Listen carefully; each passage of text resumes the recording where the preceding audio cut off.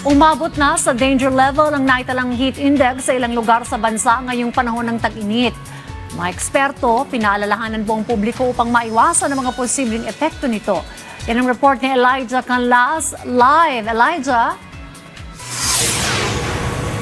Rise and shine, Dayan, talagang ramdam na nga ang summer feels o tag-init. Dahil ayon sa Pag-asa ay nananatiling nasa danger level ang heat index na kung saan nagtala ng mataas na temperatura ang ilang bahagi ng bansa ngayong araw, April 28. Batay sa pinakabagong forecast ng heat index ay nakapagtala ng ilang mga lugar sa bansa na makararanas ng matinding init ngayong araw. Ayon sa tala ng Pag-asa, papalo sa 44 degrees Celsius ang init sa Sangli Point sa Cavite, habang nasa 43 degrees Celsius naman sa Dagupan City sa Pangasinan at 41 degrees Celsius sa Tuguegarao City sa Cagayan. Sa Visayas naman ay makararanas ng 41 degrees Celsius na damang init ang Iloilo City at Dumangas, habang nasa 40 degrees Celsius naman ang maitatala sa Catarman sa Northern Samar. Hindi rin ligtas sa matinding sikat ng araw ang Butuan City na may 43 degrees Celsius, habang pareho namang nasa 40 degrees Celsius ang Davao City at Cotabato City. Sa Metro Manila, inaasahan na papalo sa 40 degrees Celsius ang heat index sa Science Garden sa Quezon City na pasok rin sa danger level. Ipinaliwanag ng Pag-asa na ang heat index ay pinagsamang epekto ng temperatura ng hangin at ng humidity ng ating katawan.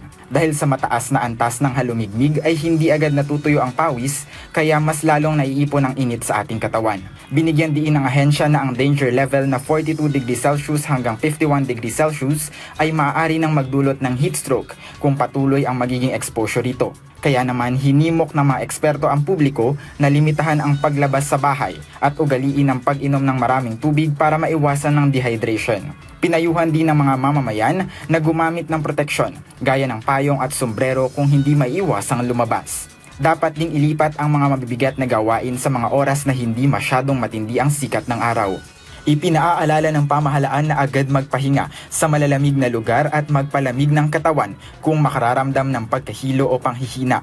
Kailangang ding dalhin agad sa pinakamalapit na ospital ang sinumang magpapakita ng malalang sintomas ng heat-related illness. Magpapatuloy ang pagbabantay ng ahensya sa lagay ng panahon para sa kaligtasan ng bawat Pilipino.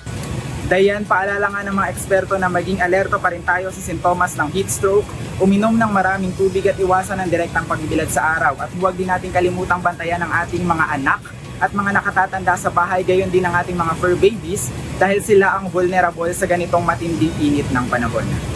At yan muna ang update mula rito sa Quezon City. Balik sa inyo sa studio. Maraming salamat, Elijah Canlas.